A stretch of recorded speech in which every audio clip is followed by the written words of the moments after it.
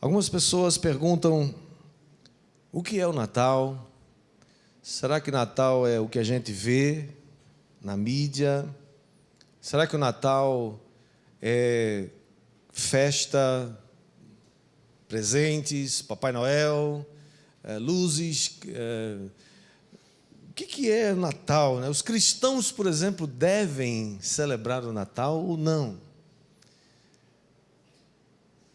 Já que o Natal, alguns dizem que tem uma origem pagã, deveria o cristão celebrar essa festa? Alguns dizem que Jesus não nasceu no dia 25 de dezembro.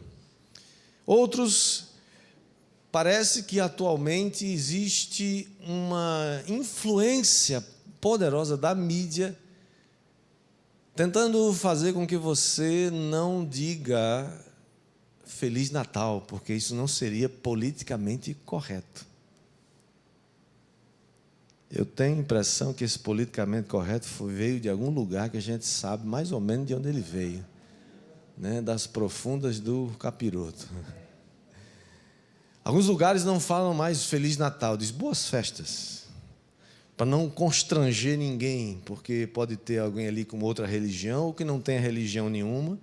Ok, se tem alguém com outra religião, que faça a festa que ele quiser, mas ninguém vai me impedir de dizer Feliz Natal para você. Amém. E nem vai impedir você também, diga amém. Amém. Qual é o verdadeiro sentido, então, do Natal? Todos os anos nós realmente nos deparamos com essas perguntas. E eu gostaria de, antes de prosseguir, orar, pedir que o Senhor nos revele o verdadeiro sentido do Natal, nos dê entendimento sobre isso. Feche seus olhos, abaixe sua cabeça por um instante. Pai, estamos nessa semana que celebramos o Natal.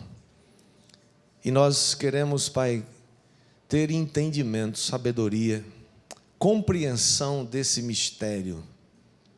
Queremos compreender essa linda história do Natal, mas queremos não ouvi-la do mundo, mas queremos ouvi-la do Espírito Santo. Essa é uma linda história, é uma verdadeira história. É uma história que mudou a humanidade, que mudou o destino. E nós queremos nessa noite pedir que, em nome de Jesus, o Senhor fale ao coração de cada um nessa tarde, que todos nós possamos ter um encontro pessoal com o aniversariante, que se chama Jesus Cristo. Pedimos assim no nome de Jesus. Amém. Todos dizem? Amém. Natal, portanto, irmãos, é tudo sobre o nascimento de Jesus. O nascimento de um homem que veio para tomar de volta a autoridade que foi dada por Adão e Eva lá no Éden a Satanás.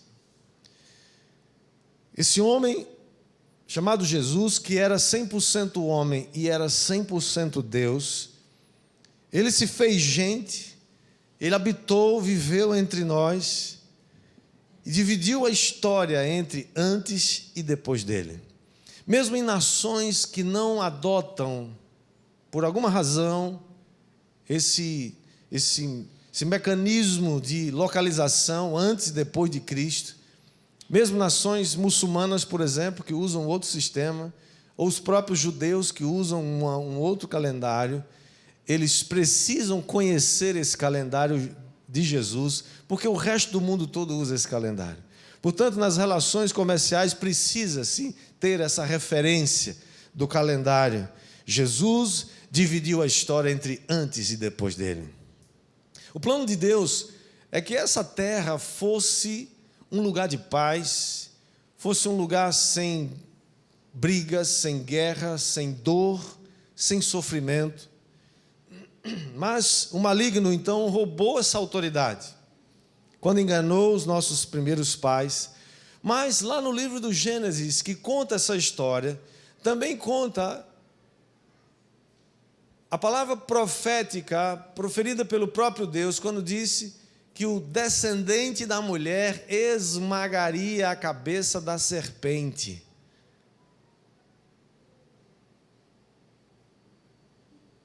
Essa história começou a ser contada há muitos milhares de anos atrás.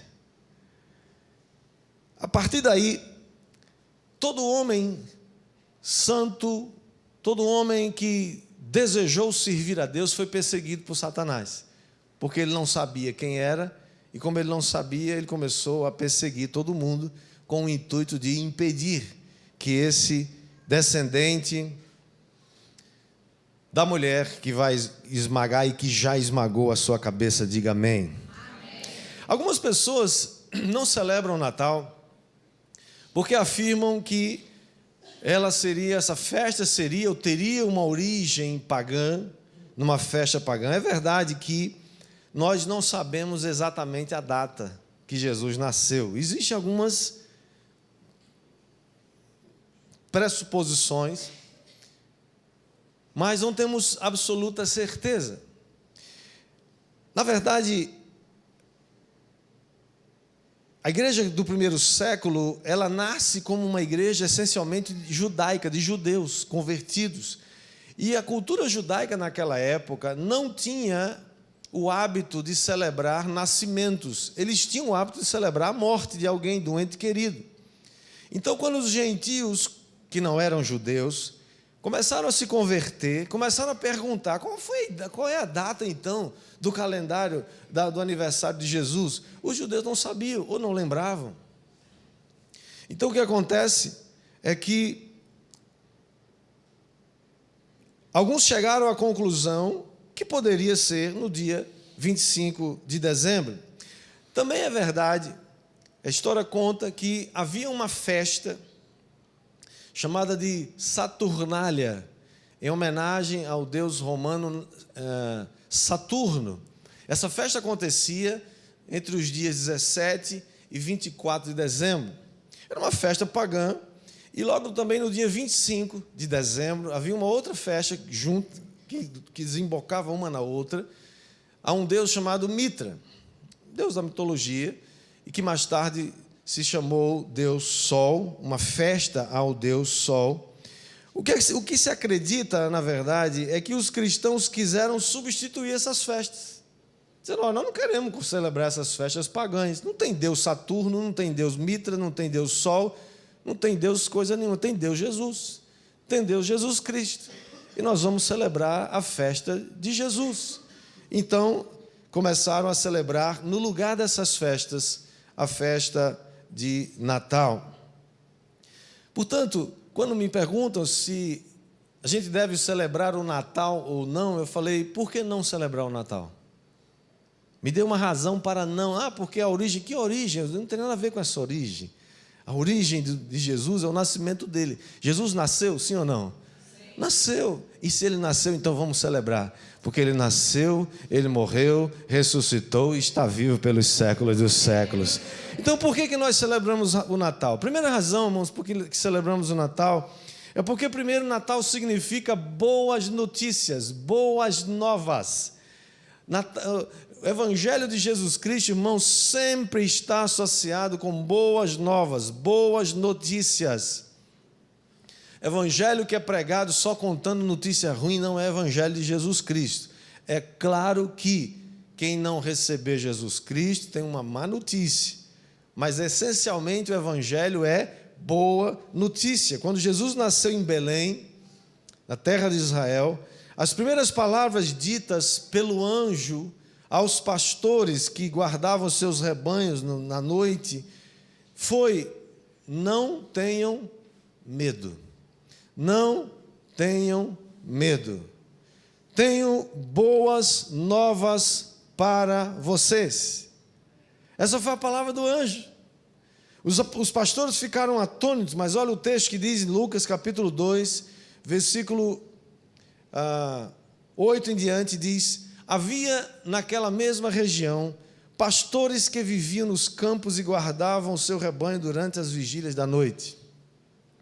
E um anjo do Senhor desceu aonde eles estavam, e a glória do Senhor brilhou ao redor deles, e ficaram tomados de grande temor. O anjo, porém, lhes disse: não temais, eis aqui vos trago boa nova de grande alegria, que o será para todo o povo. É que hoje vos nasceu na cidade de Davi o Salvador, que é Cristo Senhor. E isto vos servirá de sinal: encontrareis uma criança envolta em faixas e deitada em manjedoura. E subitamente apareceu com o anjo uma multidão da milícia celestial, louvando a Deus e dizendo: glória a Deus nas alturas, nas maiores alturas, e paz na terra entre os homens a quem Ele quer bem. O anjo vem com quem, irmãos? O anjo vem sozinho? Versículo 13 diz o quê? Que com o anjo uma multidão. O que é uma multidão? Meia dúzia de gato pingado? O que é uma multidão? Uma multidão é uma multidão. É muita gente. Ou seja, uma multidão de milícia celestial, uma multidão de anjos louvando a Deus, cantando. Irmãos, você acha que anjo é desafinado? Eu acho que não, desafinado é a gente, né? Anjo é tudo afinado. Agora imagina uma milícia deve ser milhares e milhares e milhares. Imagina um coral de milhares e milhares e milhares de vozes cantando, louvando. Você já viu alguém cantar com a boca fechada? Cantar, tem que abrir a boca, tem que louvar. Imagina, irmãos, olha só, uma milícia louvando a Deus e dizendo glória a Deus. Irmãos, se anjos vieram no dia que Jesus nasceu cantar e louvar, uma multidão, por que eu e você não vamos celebrar o Natal? Me diga por quê. Uma grande multidão, esse ano, mais uma vez, o mundo inteiro, especialmente nos países chamados cristãos, ou mesmo que eles não sejam mais, mas eles vão celebrar o Natal, porque Jesus nasceu um dia, e no dia que Ele nasceu, os céus estavam em festa. Os anjos vieram e anunciaram essa grande maravilha, ou seja, o Natal significa boas notícias, boas novas. Jesus nasceu, aquele que havia sido prometido, aquele descendente da mulher que Deus disse, Ele vai esmagar a cabeça de Satanás. Ele nasceu um dia, Ele cumpriu a promessa que havia dito nos profetas do Antigo Testamento, que o Messias viria para cumprir o propósito para o qual Ele foi designado. Quem vai dar glória a Deus aí, diga comigo. Celebramos o Natal também, irmão, em segundo lugar, porque o Natal anuncia que o reino de Deus chegou à terra. O Natal é uma declaração de que o reino de Deus chegou. O reino de Deus invadiu a terra. O livro de Isaías, o profeta, um dos mais messiânicos do Antigo Testamento, diz no capítulo 9, versículo 6, ele diz, porque um menino nos nasceu. Vamos ler junto esse texto, todo mundo lendo no telão, vamos lá comigo? Porque um menino nos nasceu, um filho se nos deu, o governo está sobre os seus ombros, e o seu nome será Maravilhoso Conselheiro, Deus Forte, Pai da Eternidade, Príncipe da Paz, para que se aumente o seu governo e venha a paz sem fim sobre o trono de Davi e sobre o seu reino. Que mais? Para o estabelecer e o firmar mediante o juízo e a justiça, desde agora e para sempre. O zelo do Senhor dos Exércitos fará isto. Olha que o texto está falando, Isaías profetizou isso 700 anos aproximadamente antes de Jesus nascer. E ele diz, um menino vai ser dado, e ele vai ter um nome. O nome dele é Maravilhoso Conselheiro, o nome dele é Deus Forte, o nome dele é Pai da Eternidade, o nome dele é Príncipe da Paz. E para que o seu governo aumente, ou seja, Jesus ainda não reina em todas as coisas, embora ele já seja o rei de todas as coisas, mas ele ainda não reina completamente. Por quê? Porque existe ainda um espaço, um tempo, em que ele veio, estabeleceu o seu reino está crescendo, quem vai dizer amém? Amém. A profecia está se cumprindo, quem vai dizer amém? Amém? Pois quando o reino de Deus chegou, ele não vai parar mais, ele vai continuar se expandindo para todo sempre. Isso foi profetizado um pouco depois, através de um sonho que Deus deu ao rei Nabucodonosor. Nabucodonosor era rei dos babilônicos, na época em que o povo de Israel estava escravo, ou pelo menos havia sido levado cativo para a Babilônia. Dentre eles havia um jovem chamado Daniel. E o rei teve um sonho, era a estátua, uma grande estátua que apareceu no sonho. O rei não sabia nem o sonho e nem a interpretação. Mandaram chamar todo mundo, ninguém conseguiu, até que Deus deu a Daniel a interpretação. E o sonho dizia o seguinte: o rei havia visto uma grande estátua, onde a cabeça era de ouro. E Deus deu a interpretação a Daniel de que essa cabeça de ouro era o Império Babilônico, um dos primeiros impérios que governaram o mundo conhecido daquela época. O peito e os braços eram de prata. Isso era uma denominação ou uma referência ao Império Persa, que logo depois havia de conquistar o Império Babilônico e dominou sobre toda a região e todo o mundo conhecido também naquela época, um grande, vasto império. Depois, a parte de baixo, os quadris e o ventre eram de bronze. E essa parte de bronze, Deus deu o entendimento a Daniel que era o Império Grego. O Império Grego conquistou os persas, e de quem temos um grande imperador chamado Alexandre o Grande, que morreu na flor da idade, aos 33 anos de idade. Mas nessa época seu império já tinha se espalhado pelo mundo inteiro. E as pernas eram de ferro. Veja que era uma estátua em pé, e as pernas de ferro significavam o Império Romano, que haveria de dominar sobre o mundo. Na virada do milênio, quando Jesus nasceu, o Império Romano dominava, não só em Israel, mas em muitas. Era um império dominante, e ele durou aí 5 séculos, pelo menos. E os pés, os dedos, que eram em parte de ferro e em parte de barro, ou seja, por um lado eram fortes como ferro, mas em parte eram frágeis como barro. Há um entendimento, o texto de Daniel 2 não fala, mas há um entendimento de que essas partes de ferro e de barro seriam referentes aos reinos atuais. Eles são às vezes fortes e às vezes frágeis. O que é interessante notar é que no sonho, uma pequena pedra cortada sem auxílio de mãos vinha em direção a essa estátua, feriu os pés da estátua e esmiuçou todas essas partes da estátua, virando pó. E não se viu mais nada, o vento levou. Ninguém sabia mais onde essa estátua ou esses reinos estavam, não havia mais notícia deles. Mas a pequena pedra, cortada sem auxílio de mãos, se tornou uma grande montanha que encheu toda a terra. Quem é essa pequena pedra que se tornou uma grande montanha que encheu toda a terra? Jesus Cristo e o seu reino. Você entende que a história conspira. Essa linda história do Natal não é uma coisa que apareceu de repente. Ela foi prevista, ela foi planejada desde a eternidade.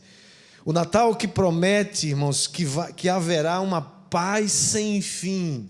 O texto de Isaías que lemos diz que o seu governo vai aumentar e vai haver uma paz sem fim sobre toda a terra. E que esse governo, o governo de Cristo, vai continuar aumentando. Você pensa que as notícias muitas vezes aparecem, perseguição aos cristãos, morte aos cristãos, tortura de cristãos, nações hoje ainda que perseguem e torturam cristãos. É verdade. Mas o que a Bíblia diz é que mesmo assim, o reino de Deus vai continuar avançando.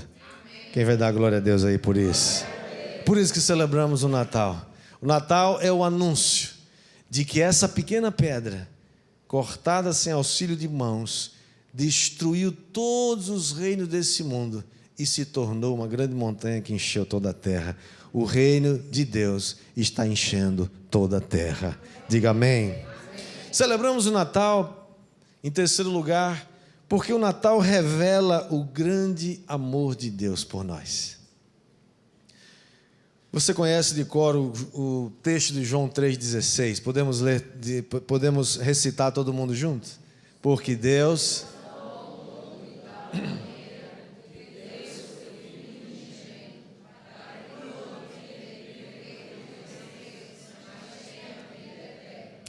Quando Jesus ressuscitou, ele disse, lá em Mateus 28, ele disse: toda a autoridade me foi dada, no céu e na terra.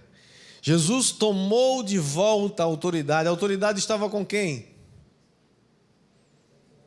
Quem se lembra? Satanás. Adão e Eva haviam dado autoridade para ele quando desobedeceram a ordem de Deus. Jesus veio e tomou de volta essa autoridade. Por isso Jesus diz: toda a autoridade, não sobrou nada para Satanás. Toda a autoridade me foi dada. Agora é Jesus quem manda definitivamente no céu e na terra. Ah, pastor, mas por que Satanás ainda age? Por que ele ainda está trabalhando? E por que ele tem permissão para fazer tanta coisa ruim? Isso faz parte da economia de Deus. Ele já foi julgado, condenado, já tem uma sentença contra ele, né? A turma do direito aí sabe como é isso, né? Já tem uma sentença, já foi transitado em julgado. Não tem esse negócio? Não tem? Transitou em julgado, não é isso, doutor juiz? Acabou, não tem mais para quem recorrer. O capeta não tem para quem recorrer mais. Agora, tem um espaço, na linguagem jurídica, tem um interregno. Né? Tem um tempo em que essa sentença vai ser executada. A Bíblia diz que um dia Satanás e todos os seus anjos serão lançados no lago que arde com fogo e enxofre para todo sempre. Isso foi criado para ele. Agora, o que Jesus diz? Já que toda a autoridade me foi dada no céu e na terra, agora vocês... Ei, diga eu. Ele disse: vocês agora vão e façam discípulos de todas as nações. Vão agora e ensinem, vão agora e mostrem, contem essa história, contem a história do Natal, contem a história do nascimento de Jesus, contem a história da morte, mas contem a história também da ressurreição, contem a história de que Ele está vivo e que todos precisam saber dessas notícias, dessas boas notícias. Façam discípulos, batizando-os em nome do Pai, do Filho e do Espírito Santo. E ele completa dizendo: e eu estou com vocês todos os dias até que a consumação dos séculos aconteça. Ele escolheu a mim e a você para levar adiante a sua vitória, até que a terra seja completamente governada, dominada e viva debaixo das leis e do governo de Jesus Cristo. É isso que a Bíblia fala quando diz: um dia todo joelho se dobrará e toda língua confessará que Jesus é Senhor, para a glória do Deus Pai. Você pensa aqueles arrogantes de hoje, não acreditam em Deus, não acreditam em Jesus, não acreditam em nada, blasfemam, debocham. Já viu esses? Né? Infelizmente, a gente vê isso cada vez mais. Pessoas que se arriscam, se acham, né? Se acham no direito e na liberdade de fazer chacota, de blasfemar mesmo contra Deus e contra as coisas de Deus. Essas pessoas, quando você vê um negócio desse, você fica olhando assim: meu Deus, como vai ser naquele dia? Esse aqui também vai confessar que Jesus é Senhor. Esse aqui também vai dizer: é verdade, eu não sabia, mas é verdade, Jesus é Senhor de todas as coisas. Por que nós celebramos o Natal, irmãos? Porque nessa época, tantas pessoas estão tão mais sensíveis para ouvir a respeito da salvação, para ouvir a respeito de Jesus. Porque nessa época tudo fala de Jesus. Tudo pode falar de Jesus. É claro que o mundo está fazendo de tudo para esconder isso. O mundo faz de tudo, o mundo do comércio faz de tudo para você achar que Natal é só troca de presentes, é só comida, né? E não tem nenhum problema nisso, ao contrário. Tá? Algumas pessoas também já disseram que não dão presente, porque isso é festa pagã, é comércio, e é também não sei o quê. E eu falo assim para eles, olha, tem problema, se você não quer receber os presentes, manda para mim que eu quero. Tem problema nenhum, tá? O que você não pode, não deve estar fazendo é comprando o que você não pode comprar. Presente é uma maneira linda, é uma maneira maravilhosa, delicada, uma maneira gentil, né, carinhosa de você abençoar alguém. E presentes não valem pelo que eles valem monetariamente. Presentes muitas vezes é um cartão que não custou quase nada, mas tem uma força enorme de você oferecer a alguém com carinho enorme e honrar aquela pessoa. Pode dar presentes, não tem problema nenhum, né? Tem problema. Natal é festa, é peru, né? É comida, que maravilha. Não deixe de fazer. Amanhã, dia 24, véspera de Natal, não deixe de celebrar com sua família. Faça um jantar, não precisa ser coisa cara, não, uma coisa simples. Mas faça um jantar com sua família, faça um jantar com seus amigos, seus familiares, faça algo juntos, celebrem, se alegrem. Sabe o que eu descobri, irmãos, num tempo desse?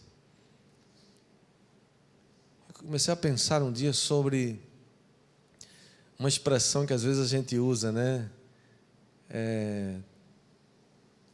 Expressões da cultura, como a gente se despede, né? Até logo, Deus te abençoe, vai em paz. Enfim, tantas expressões. Uma delas que às vezes as pessoas usam é seja feliz. Seja feliz. E eu pensei um dia desse, fiquei pensando sobre isso, eu falei, será que o que isso significa, né? Seja feliz. Espera aí, eu posso determinar minha própria felicidade? Tipo assim, né? Seja feliz é como se você tivesse uma escolha. Será que é assim mesmo? Ou felicidade só Jesus pode dar? Ou ser feliz é um estado de coisas, ou de ambiente, ou de circunstâncias que fogem ao meu controle, e, portanto, eu não decido se eu posso ser ou não ser. Sabe o que eu descobri? Seja feliz. Descobri que ser feliz é uma decisão. Ser feliz não é um estado de coisas. Ser feliz não é o tamanho ou a qualidade da ceia de Natal que você pode ter. Ser feliz não é alguém que pode receber presentes. Isso é muito bom, mas isso não é a essência da felicidade. Aí eu fui ler lá em Filipenses, quando Paulo diz várias vezes, Paulo estava preso. Ele escreveu essa carta aos Filipenses numa prisão e ele disse, regozijai-vos. É a expressão máxima do tipo assim, Paulo reinterpretou essa expressão, seja feliz. Ele está dizendo, se regozije, se alegre. Mas peraí, como é que eu posso me alegrar e me regozijar quando as coisas vão mal? Quando as coisas não vão bem? Quando as coisas não estão do jeito que eu imaginei, ou tem alguma situação que está me afligindo muito? Mais uma vez, é uma decisão.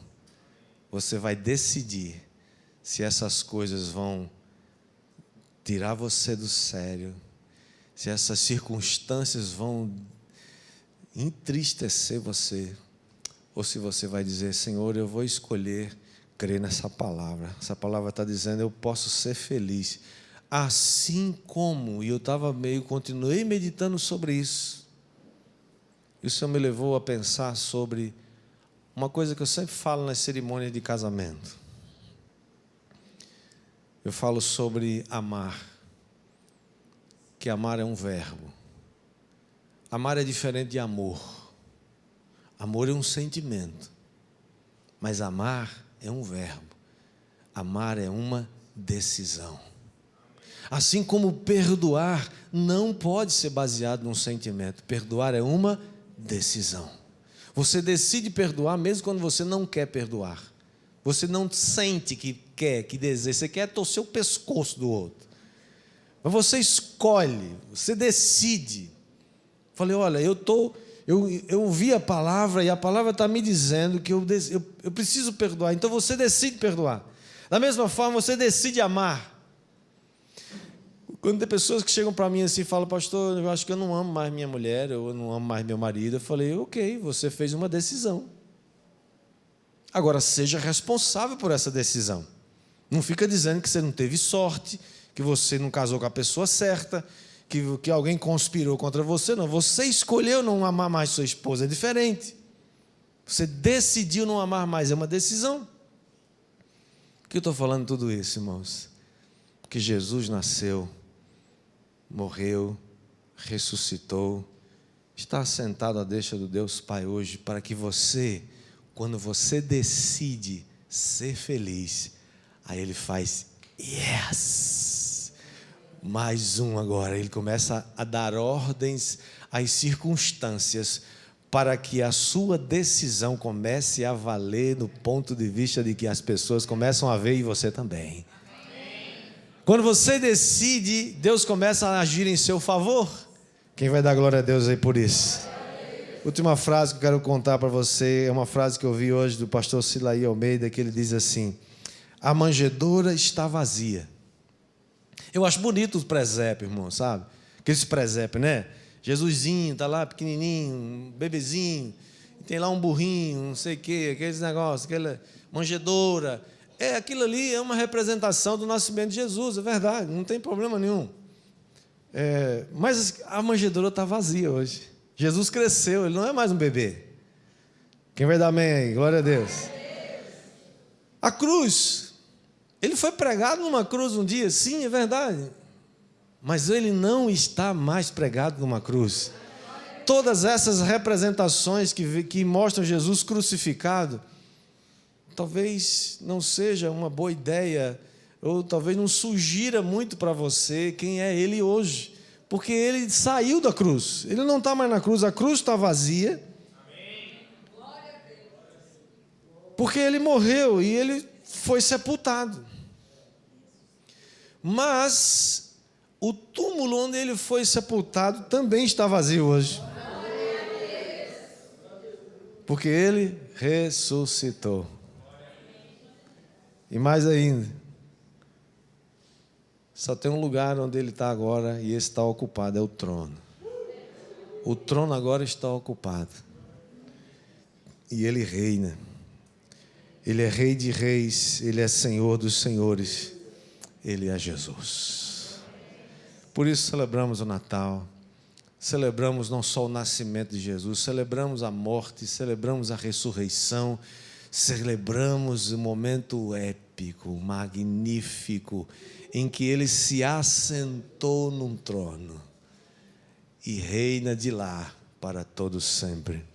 Por isso que eu posso dizer a você, nesse Natal, seja feliz. Seja feliz, decida ser feliz. Pare de ser ranzinza, pare de ser mal-humorado. Um mau humor é doença. Cara feia, falta de comida. Fica abusado. Sorria. Quando você sorri, você relaxa os músculos da face. Você fica emburrado, você gasta tanto mais energia para ficar emburrado do que quando você sorri. E sabe de uma coisa? Eu penso, aí é minha dedução, tá, gente? A Bíblia não diz, mas essa é a minha dedução. Que quando você sorri, primeiro você fica mais bonito, mais bonita. Sim ou não? Sim. Eu fico.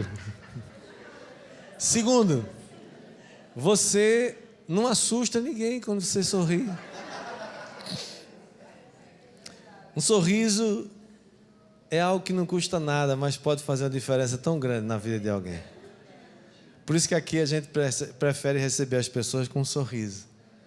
Mesmo, né? Tinha no meu tempo de adolescente, tinha uma frase que dizia assim: sorria, mesmo que seu sorriso seja triste. Porque mais triste do que o sorriso triste é a tristeza de não saber sorrir.